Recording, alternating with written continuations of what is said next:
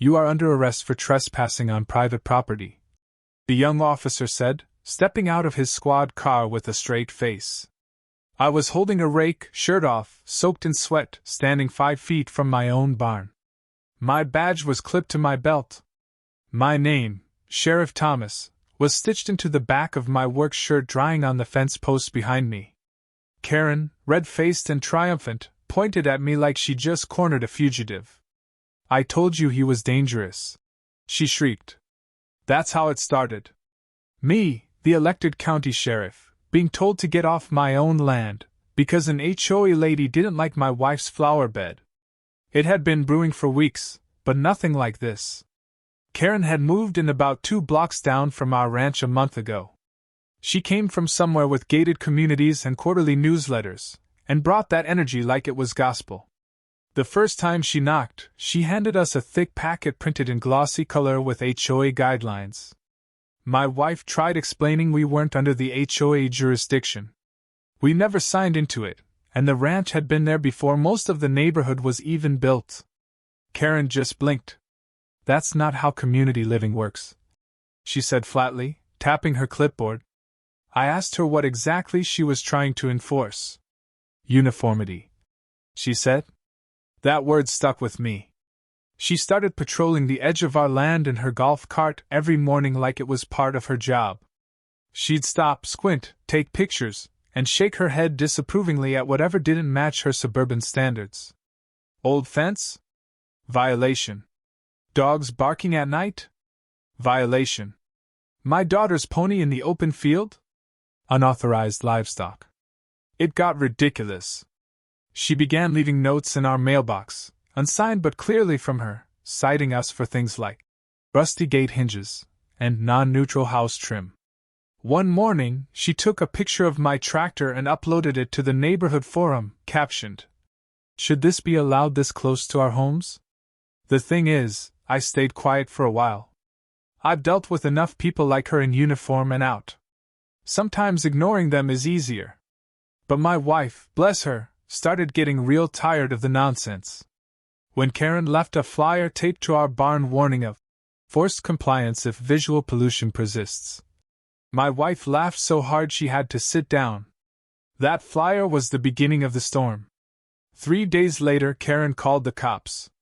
She claimed a dangerous man was squatting at the edge of the HOA district, with unauthorized animals, illegal fencing, and suspicious activity.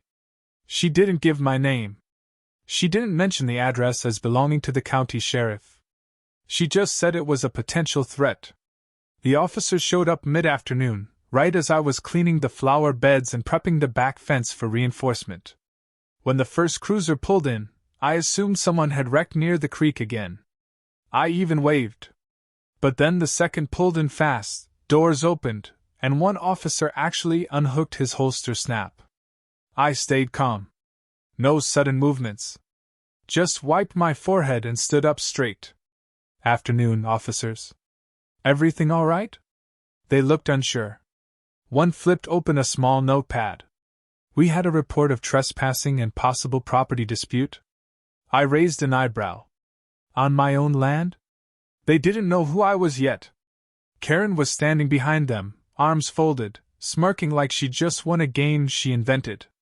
"He's been here for weeks without permission. I've told him to leave. He's dangerous and verbally aggressive." The younger cop looked at me again, eyes landing on the badge at my hip. His expression changed. "Sir, can I see some identification?" I nodded and walked slowly to the barn wall where my shirt was hanging. I pulled it on and turned around. There it was, Sheriff Thomas, County Enforcement Unit. My ID followed. The cop blinked like he was rebooting. "Wait. Sheriff Thomas?" I nodded again, then turned to Karen.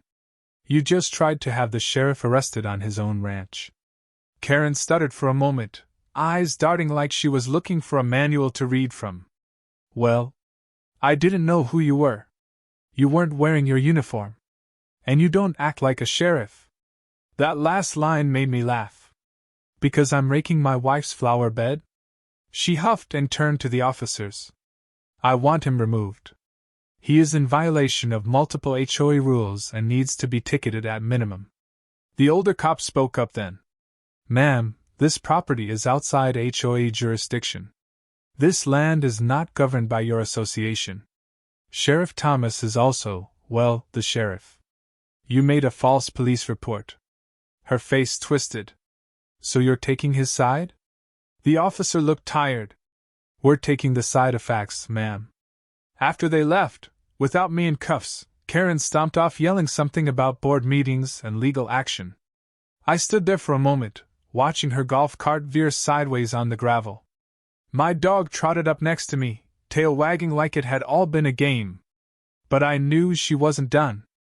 Karen didn't strike me as the type to take a loss quietly. And I was right. That night she posted a full tirade online about how a man impersonating a sheriff had infiltrated their peaceful neighborhood and called for an emergency HOA meeting.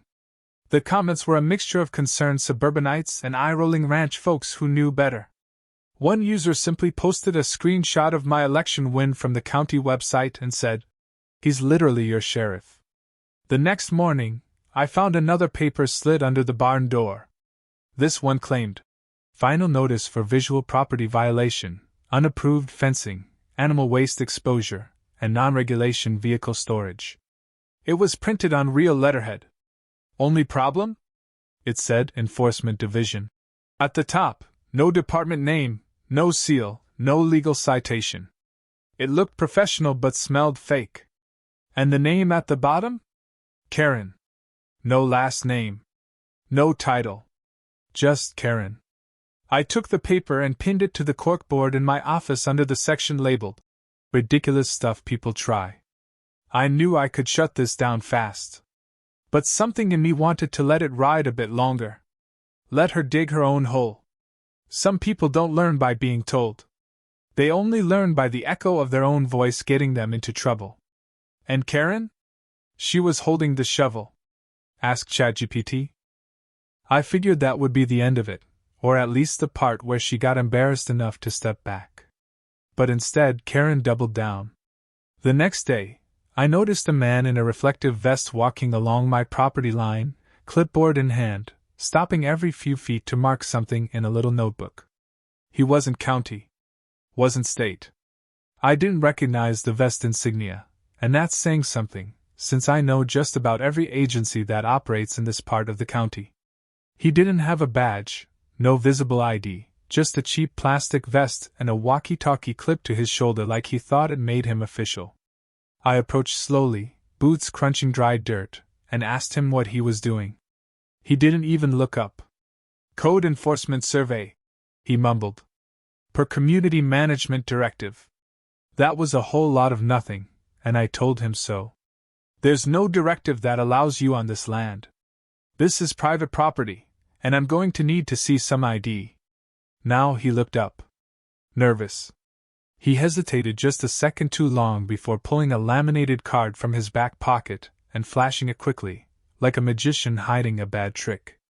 I caught a glimpse, some online print job with Homeowners Authority Compliance, typed in a font I could have made in Microsoft Paint. I asked him again. "You working with the county?" He shook his head. "No, I'm under HOA jurisdiction." I laughed right then, short and sharp. "There's no HOA jurisdiction here. And impersonating an enforcement officer? That's a crime." Before he could answer, Karen came rolling up in her golf cart like she'd been waiting for her cue. "There a problem?" she chirped. "This is part of our code review team. We're documenting unresolved violations. You're going to get fined, sheriff or not." I stepped between her and clipboard guy. "You sent him on my land. That's trespassing. And you created fake credentials. That's impersonation. And if you don't get back across that line in 30 seconds, I'm booking both of you." Karen's expression dropped for the first time. But not because she was scared. Because she was angry. The kind of quiet, tight-lipped anger that people like her carry when someone blocks their imaginary throne. Clipboard man bolted. Didn't even wait for a second warning. Karen stood her ground. "You're using your badge to intimidate residents," she snapped. You're biased. I'll report you to the state. I shrugged. Be my guest. You just sent a civilian to conduct illegal inspections on my ranch. Maybe include that in your report. She turned the cart around, tires spinning on gravel, and drove off. But I knew her silence meant something else was coming. That night I called a deputy and filled him in, told him to open a soft file in case it escalated. Then I checked the public HOA page Karen had set up. Sure enough, she'd uploaded a whole video rant, standing in front of our fence, pointing at my barn, claiming that I was militarizing the area, hiding non-compliant structures, and harboring illegal animals. She used words like rogue, radical, and unstable, trying to paint me as some kind of fringe lunatic who happened to be sheriff. The comments section was split. Some neighbors nodded along. Others posted pictures of me at the town fair with my daughter or quotes from the local paper calling me the most reasonable man in the county. But Karen had influence. Her posts weren't just rants. She was organizing. By the next morning, a stack of printed petitions had been left at the gas station, the post office, and the library. All asking the same thing. Should HOA rules apply to all residents for neighborhood harmony? It was subtle, but it was targeted. And it was building steam. That week I started getting calls. Not official complaints, just murmurs. Hey Sheriff, just wanted to check in, we're not going to need permits for our sheds, right? Or, is this true about the livestock thing? We're still allowed goats on 5-acre lots? It was spreading like a virus. Karen had weaponized confusion. It wasn't just about my land anymore. She wanted precedent. If she could make me bend, others would follow. I needed to stop this before it became a legal circus. I called for a meeting with the HOA board. Not to negotiate, just to clarify the facts. But when I showed up at the clubhouse, I wasn't met with calm. I walked into a room full of furrowed brows and crossed arms. Karen had clearly prepped them with a full performance. Sheriff, one woman said stiffly, we appreciate your time, but we're here to express serious concerns. This isn't personal. It's about order. About standards. I smiled politely. I agree. So let's talk about facts. I laid everything out. The boundary lines, the zoning codes, the original plats from the county office, the grandfather clauses that exempted our property, and the constitutional limitations of HOA reach. They listened, but I could see some didn't want to hear it. They were holding on to a fantasy that rules could be stretched to suit their aesthetic goals.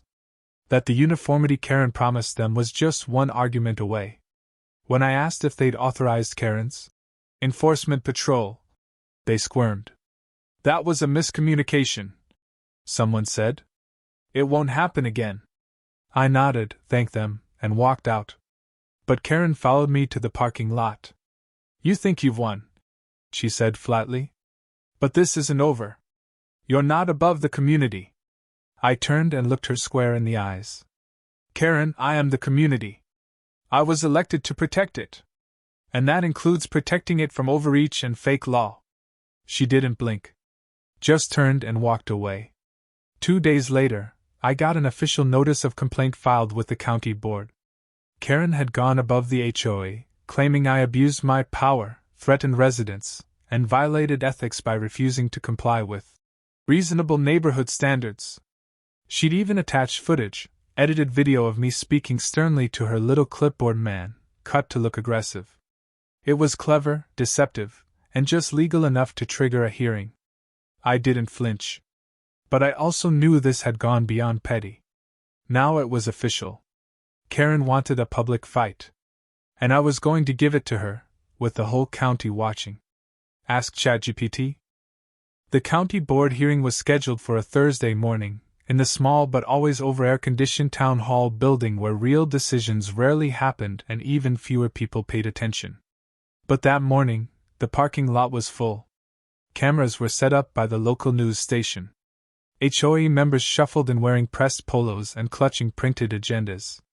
Someone had even brought donuts.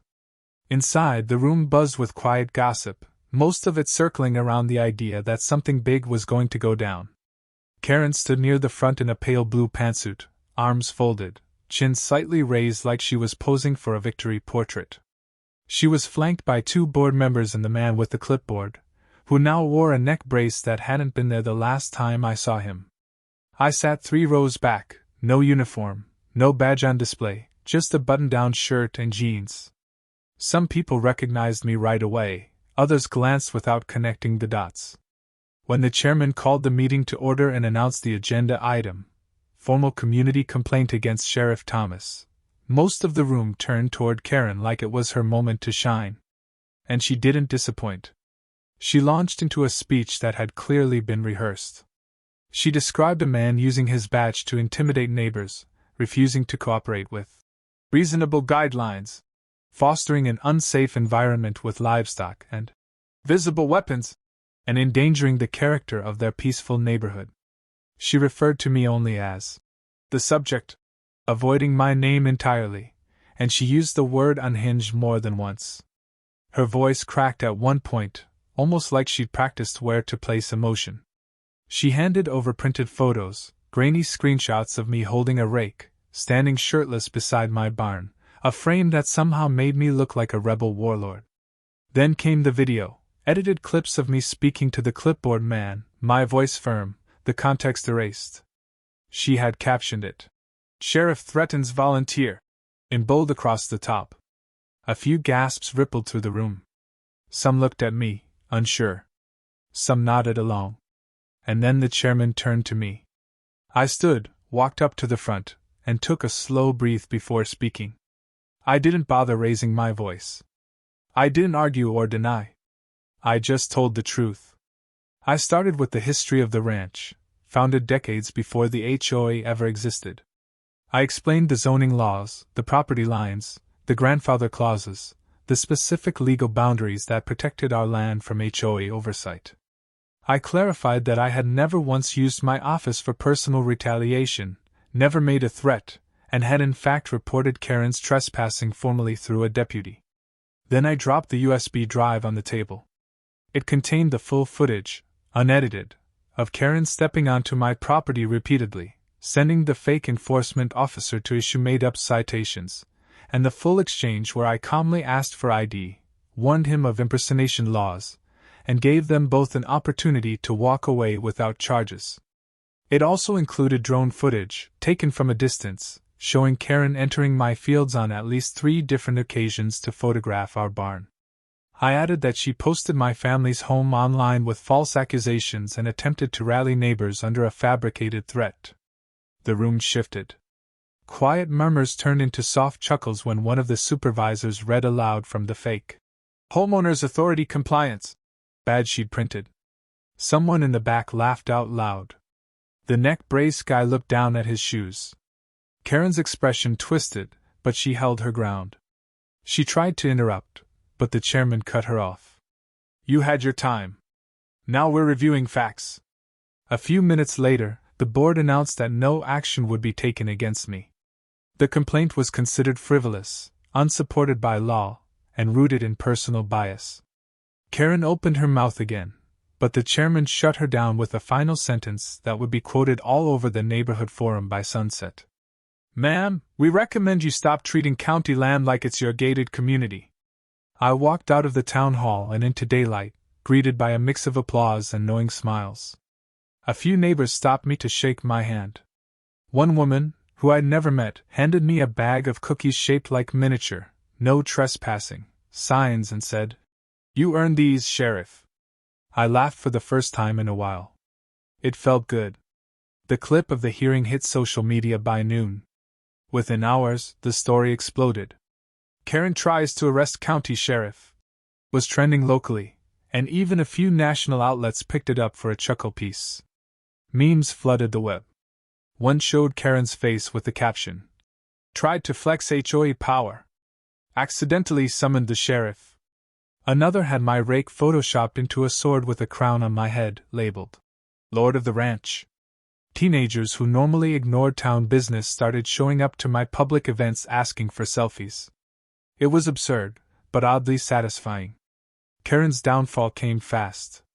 The fake enforcement officer was arrested a week later for impersonation and criminal trespass.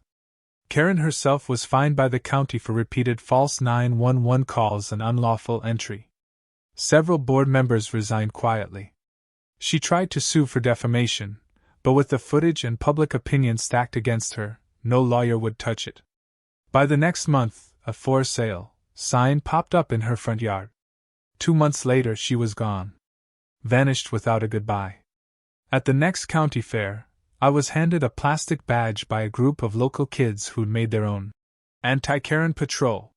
They gave it to me while laughing, then saluted. I pinned it to my chest, right next to the real one, and posed for a photo. A news reporter nearby asked if I had any regrets. I shook my head.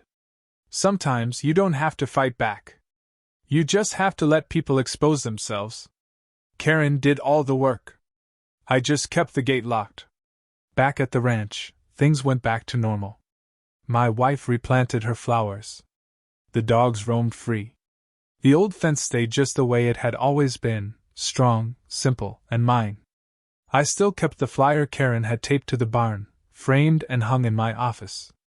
A reminder that when you stand your ground, even against the loudest voices, truth wins louder. And if someone ever forgets whose land this is, well, they're always welcome to try again. Just don't forget to knock. Ask ChatGPT.